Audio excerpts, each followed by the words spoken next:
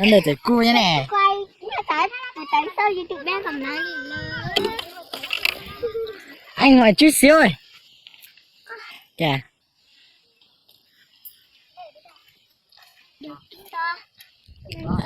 À, để kia lấy cho cho nó mà. Lấy cho nó.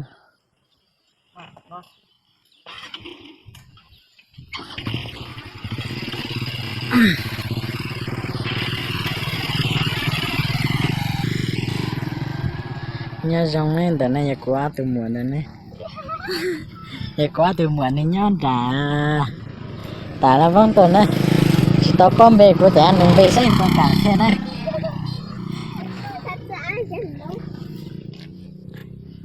Cái lúc bê cho này này giả cái đứa nước chảy ý đứa à. Em bê mà đưa bê trên nè.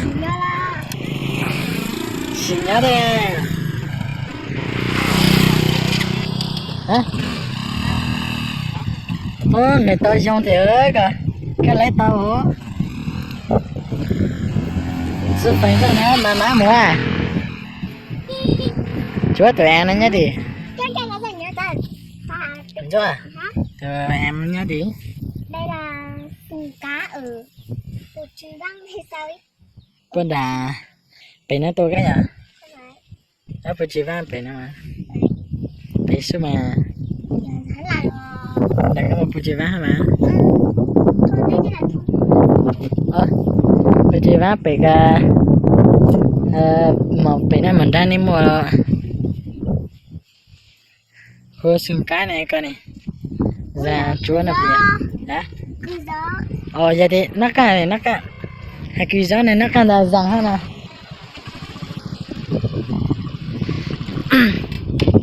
Là thả từ mùa là nó từ mùa dẫn là từ mùa. Thôi nó đáng để chụp mình đó.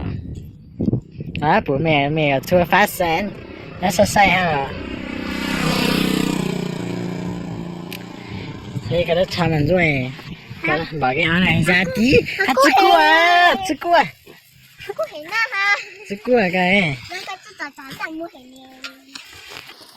Giờ cái này người ta ai biết là ai. Giờ cái đúng ra chứ cua.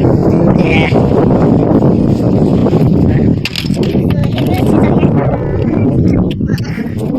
Sao mày cứ ra nhà anh cho tiền.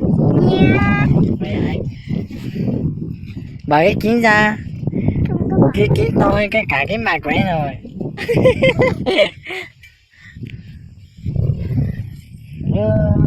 Cho nên tôi chưa biết chọn còn mong tới chợ này số à. Là những con trẻ còn mong số như cái bộ của em đẹp hơn sao? Cái bộ của em nhìn các bạn vừa em hơn. Chả có đồ nào bước mình giờ phụ chả nên cái giá mình giờ cao này không được béo cho lắm đi hùn.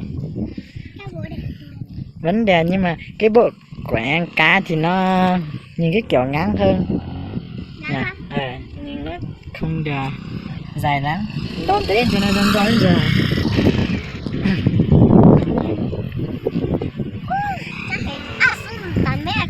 Một bể trông à, chỉ bể trông một sự à. Hết sao bây giờ? Hết sao bây giờ?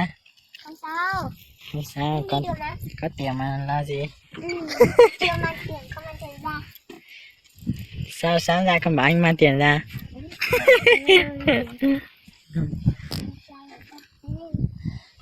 Anh trai cho tiền là chuyện bình thường mà nhỉ? Nó từ nó có tắt đầu thay đua này. Nó là đứa xe ở đây, nó xe ở lần gọi kìa. Từ lần có tốt chẳng đến nó chỉ một phần đầu tôi lẹ. Chơi lẹ khi mà chơi nữa.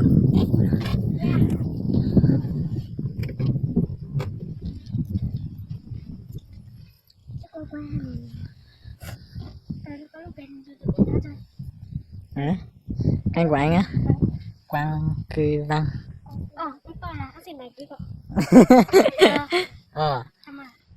Anh không biết là. Em có kênh YouTube này cả. Kênh của em là kênh gì? Nốt chibi. Là lúc là lúc chị đi. Em có video trên YouTube không? Đặt ảnh cho. Đã ảnh đó.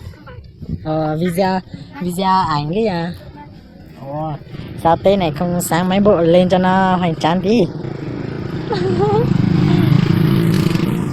Chú ơi, bỏ thì khẩu trang hết tên nhiều à.